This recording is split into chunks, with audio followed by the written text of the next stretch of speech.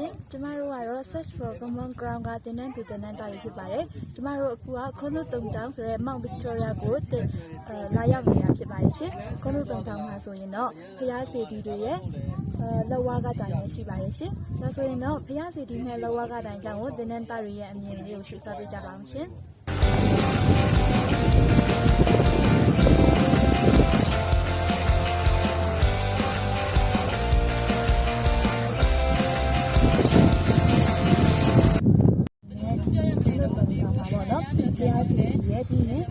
လက်ဝါးကတိုင်ရရှိတဲ့အပေါ်မှာဆရာအမြင်လေးတစ်ချက်ပြောပြပါရှင်ကျွန်တော်အမြင်မှာတော့ဒီခွန်လုံးတုံမှာလက်ဝါးကတိုင်တွေစီလို့ရှိရတော့မတင်တော့ဘူးလို့ချင်ပါတယ်ဘာလို့လဲဆိုတော့မဆရာတို့ရဲ့မျိုးသားဝေးမှာအဲ့လိုရှိတာမကောင်းဘူးပေါ့ကျွန်တော်မြင်တယ်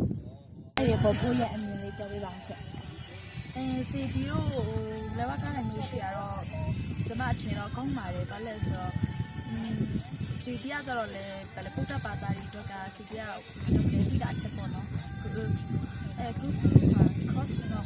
course ရလဲခရစ်စတန်တွေကကောင်းတယ်အမှားတင်ပေါ့နော်အဲ့ဒီရှိတာကောင်းတယ်ဘာလို့ဆိုတော့တခြားနိုင်ငံလာမှအဲ့လို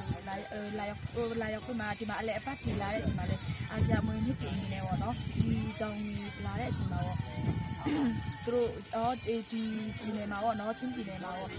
ပုတ်တိုက်လည်းရှိတယ်ခရစ်စတန်လည်းရှိတယ်အဲ့လိုမျိုးပြရတာပေါ့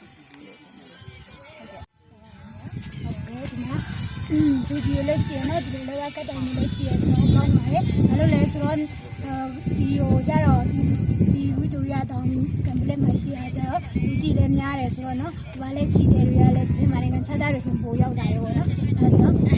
ခရစ်စတန်တွေလည်းရောက်မှာပုဒ်တွေလည်းရောက်မှာဒီမျိုးပေါင်းစုံရောက်တဲ့နေရာဖြစ်တဲ့အတွက်ကြောင့်လောကတိုင်ရှိရဆိုရှိတာကောင်းပါတယ်